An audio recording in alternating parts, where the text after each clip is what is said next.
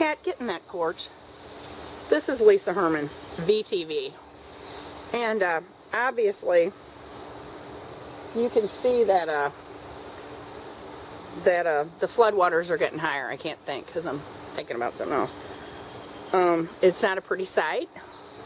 I'm gonna have to go out there and move my other log.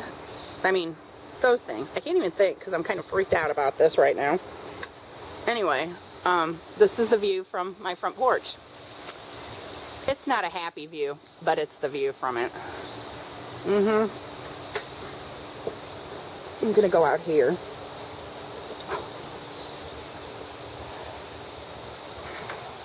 I'm gonna go out here and video. This is my, well, what was my driveway. It is now a river. And that's my poor neighbor's house over there. And this fucking shit's cold. It's not going to be very much longer before they shut my power off. I'm not too happy about that.